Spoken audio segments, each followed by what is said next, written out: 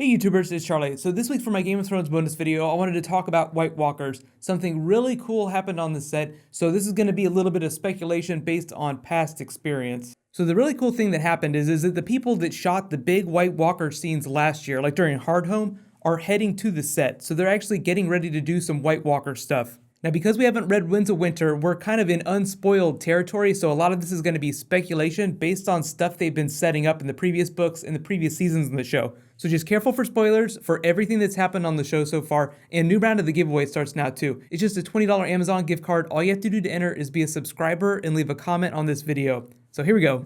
What are some of the biggest things that could happen with White Walkers in episode 10? Well, the Night's King could show up at the wall, or we could just get a really ominous scene that deepens the mythology of White Walkers. There's still so much that we don't know about the Great Other. Like, we don't know really anything about their culture. George R. R. Martin just hasn't written any in. Someone actually asked them previously if they have culture, and he's like, I'm not sure. I mean, this was like a year ago, so he may have changed that since then.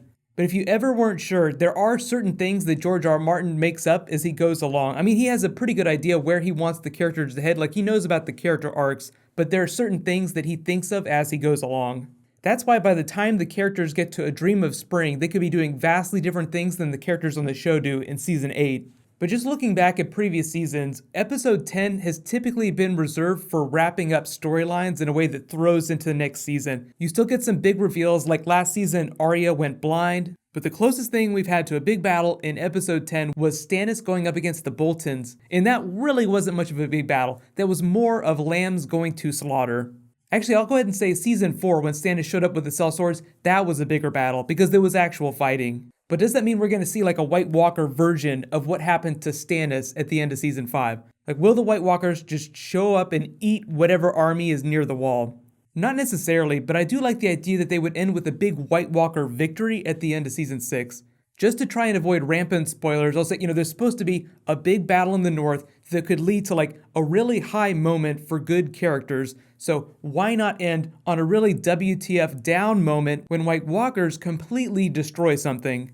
Now, I will say I think it's a little early for the wall to be coming down, but I do think that they would do that WTF moment. The thing is that the local government where the wall scenes are filmed wants Game of Thrones, wants HBO to keep the wall up so they can use it as a tourist attraction. It's just super popular. I mean, of course people want to go visit the wall. So I think they're going to try and leave it up as long as possible. But I do think at a certain point, like, there'll be the epic CG moment where the Night's King just brings it crashing down. It's kind of like watching the Golden Harpy come tumbling down the pyramid during season 5.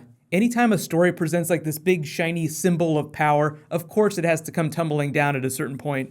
But if White Walkers do make it to the wall and there's a battle in and around that area, then what does that mean for season 7? Well, it means if they're victorious, of course they're going to push south during season 7. And I've said in the past, I think I would love to see Daenerys show up at like the end of season 7 so that season 8 can be like this giant prolonged battle season. But a lot of that will just depend on the pacing of season 6. Like, we'll just have to wait till we get episodes to see how fast they're trying to speed things along. If they really wanted to, I mean, they could stretch it out to like 12 seasons, but they've already said they don't want to do that. So I guess it just depends on how literal you think Daenerys' visions from the House of the Undying are. Like, she makes it to the Iron Throne, but it's covered in falling snow. So that would mean that White Walkers have pushed very far south by the time Daenerys gets to Westeros.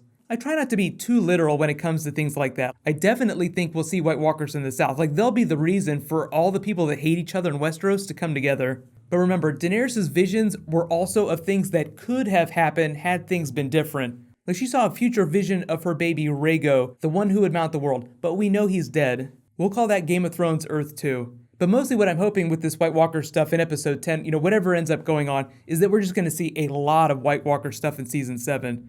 As of where we are in the books right now, winter has already come, so the further south that it pushes, like the colder and colder it gets, the more White Walkers we have to see. I know some of you have asked me in the past, like, if the White Walkers bring the cold or if they follow the cold. And I think it's this cyclical relationship. Like, there's general climate change, and the White Walkers are just taking advantage of that. But there might also be some magic in play. We don't know quite how powerful the Night's King is, only that he has mass powers of necromancy. Now, any White Walker can raise a white. The Night's King is just presumably more powerful, like he can just raise several all at the same time. And there have been a lot of theories about what's going to happen with the Night's King and if there's going to be some sort of truce in the final battle. I definitely think there won't be an absolute final victory. Like, they'll just beat the White Walkers back to the lands of always winter.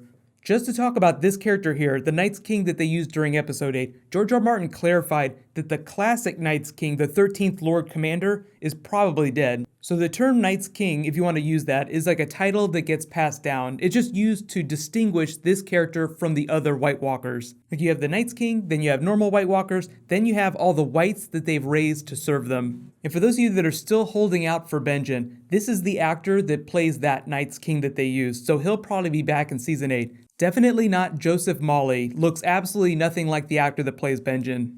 But the really cool thing about all this is that they're bringing Bran Stark back. We're going to get a lot of Bran scenes. We're going to get a lot of Bloodraven scenes. So that will probably tie in with what's going on with these White Walkers.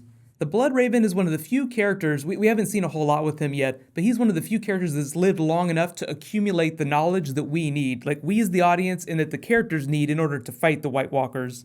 So everybody get hype, and here's my big question for you. Let me know, do you think that episode 10 White Walker stuff is going to be a big battle, like what's happened with Stannis the last 2 seasons, or do you think it's just going to be an ominous reveal, like they'll just show up at the wall and then bam, slam to black? While you guys think about that, I'll say congratulations to last week's giveaway winner, Stannis the Manus Baratheon. There was actually an HBO reveal about what's going on with your character. I don't want to write it here just because it's super spoilery, but it pretty much definitively answers whether he is alive or dead. Please, Stannis, private message me on the back end of my channel so I can get your contact info. Just in case you guys haven't seen it, whole bunch of Star Wars stuff that's been going on the last week. I posted a couple trailers, couple clips. You can click here to see all those, and you can click here for all my Game of Thrones Season 6 bonus videos. Thank you so much for watching, everybody. Let's high five. I'll see you guys tonight.